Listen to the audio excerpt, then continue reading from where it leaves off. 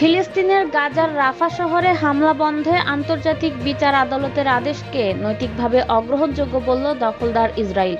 সেই সঙ্গে এই রায়কে জঘন্য ও বিরক্তিকর বলেও মন্তব্য করেছে দেশটি। তাছাড়া দখলদার বাহিনীর বিরুদ্ধে যে গণহত্যা চালানোর অভিযোগ করা হয়েছে তাও মিথ্যা বলে দাবি করেছে ইসরায়েল। শুক্রবার ইসরায়েলকে ফিলিস্তিনের অবরুদ্ধ গাজা উপত্যকার রাফা শহরে হামলা বন্ধের আদেশ দেন আন্তর্জাতিক বিচার আদালত। জাতিসংঘের সর্বোচ্চ এই আদালতের ১৫ বিচারকের একটি প্যানেল এই আদেশ দেন। এদিন আদালতের প্রধান বিচারপতি নওয়াব সালাম বলেন, রাফায় মানবিক পরিস্থিতির উন্নতি ঘটেনি, বরং আরও অবনতি ঘটেছে।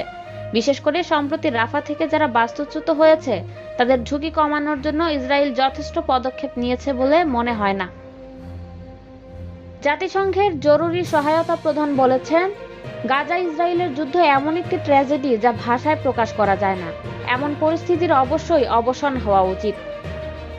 আন্তর্জাতিক আদালতের রায়কে তোয়াক্কা না করে রাফার দক্ষিণ পূর্ব দিকে অগ্রসর হচ্ছে ইসরায়েলি বাহিনী। তাছাড়া আদালতের আদেশের পরপরই রাফায় হামলা চালায় ইসরায়েল। গত বছরের ৭ অক্টোবর থেকে ইসরায়েলি বাহিনীর অব্যাহত হামলায় এ পর্যন্ত ৩৫,৮৫৭ ফিলিস্তিনি নিহত হয়েছেন, আহত হয়েছেন ৮০,২৯৩, বাস্তুচ্যুত হয়েছেন কয়েক লাখ ফিলিস্তিনি।